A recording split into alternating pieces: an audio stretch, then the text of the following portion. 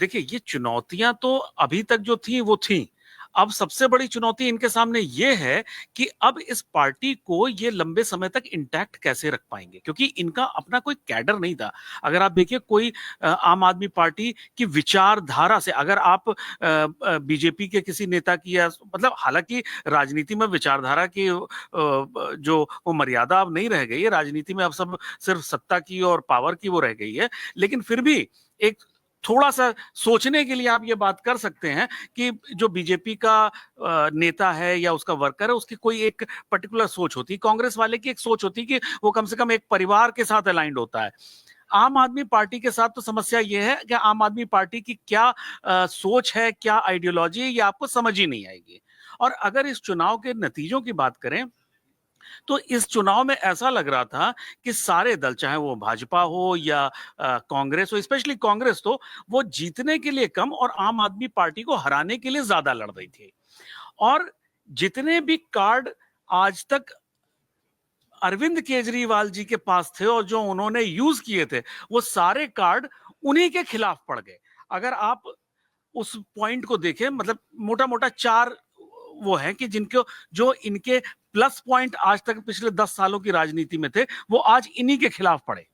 अगर आप बात करें रेवड़ी पॉलिटिक्स की, हालांकि रेवड़ी पॉलिटिक्स थोड़ा निगेटिव टर्म है, फ्रीबी पॉलिटिक्स भी निगेटिव टर्म है, लेकिन अब ये शायद अगले चुनाव तक ये हम लोग इस शब्द को एक्सेप्ट कर लेंगे कि ये एक भारतीय राजनीति का एक अभिन्न अंग हो गया है। और शायद इसको सब सारे पार्टी अपने मैनिफेस्टो में तो शामिल कर ही रही हैं, अब इस वर्ड को भी अपने मैनिफेस्टो में शायद शामिल कर लें कि वो अब अभिन्न अंग बन गया है।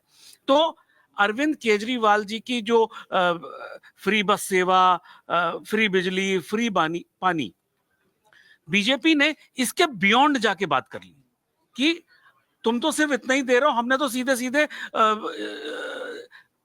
तनख्वाहों में ही, इनकम टैक्स में ही इतना दे दिया, और वो तो देंगे ही देंगे। तो एक तरह से फ्रीबी पॉलिटिक्स का एक जो नेक्स्ट लेवल था वो बीजेपी ने इंट्रोड्यूस कर दिया। नंबर 2, जो ये आरोप लगाते रहे थे सिस्टम कोलैप्स का, दिल्ली के विकास का, अरविंद केजरीवाल जी की सरकार में जो पिछले 10 साल में जिस तरह का सिस्टम कोलैप्स हुआ, ना दिल्ली वासी को साफ हवा मिल रही है, ना साफ पानी मिल रहा है, ना सड़कें मिल रही हैं, ना सीवर की व्यवस्था मिल रही है, ना साफ यमुना मिल रही है। यमुना में की सफाई पे 7,000 करोड़ रुपया खर्च हुआ, कहां गया किसी को नहीं पता, किसी के पास कोई जवाब नहीं है।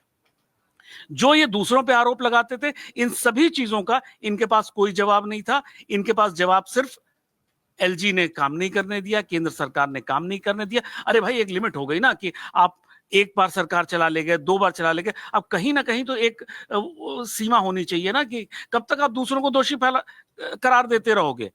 अब आप भाई एक्टिविस्ट नहीं हो, अब आप सरकार चला रहे हो। आपने एक मुख्यमंत्री की तरह बात करनी है, आपने आंदोलनकारी की तरह बात नहीं करनी है। इस चीज को समझना पड़ेगा। और ये अभी तक ये कार्ड चल गया कि लोगों ने काम नहीं करने दिया, लेकिन इस बार जनता ने इनको यहां पे नकार दिया। तीसरा पॉइंट अगर आप देखें, मुस्लिम अपीजमेंट की पॉलिटिक्स की, किसी तरह से एक जो सेट वोट बैंक दिल्ली में 18-20% है, वो हम खींच ले जाएं।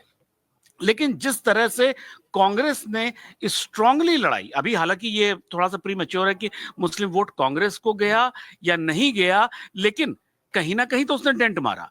दूसरा, अपने हैदराबाद वाले ओवैसी जी ने भी जब आके ताल ठोक दी यहां पे, तो आज मुस्लिम वोटर भी ये समझता है कि वो as a vote bank use किया जा रहा है, उसकी सत्ता में कोई भागीदारी नहीं है। तो अगर इस चीज का फायदा ओवैसी जी को मिला और दिल्ली का वोटर कुछ हद तक उनके साथ गया, अब इस पे विश्लेषण हम लोग शायद अगले कुछ दिनों में करेंगे कि वो कितना मुस्लिम वोट बैंक किधर गया किधर नहीं गया, लेकिन अभी तक जो दिख रहा है कि अभी फिलहाल इनके पास नहीं आया।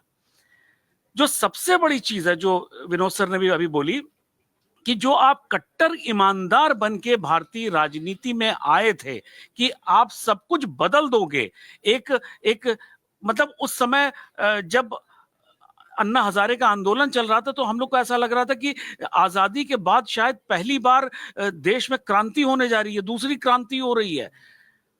क्या हो गया? ये क्रांति ये हुई कि करप्शन भी नेक्स्ट लेवल पे पहुंच गया।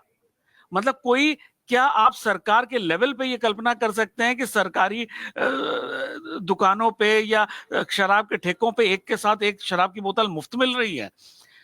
आपने जो कहा उससे उल्टा काम किया। आपने कहा आप सरकारी गाड़ी नहीं लोगे, आपके पास बड़ी बड़ी गाड़ियों की फ्लीट आ गई। आपने कहा सरकारी मकान नहीं लोगे, आपने शीश महल बना लिया। सोने के टॉयलेट पे आप जाते हो सुबह बाथरूम।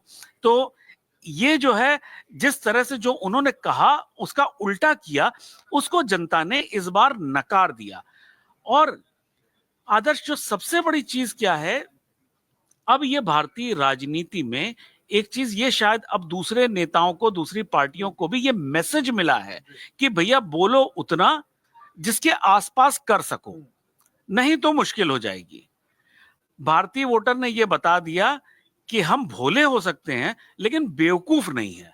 तो ये एक बहुत बड़ा मैसेज दिया गया है।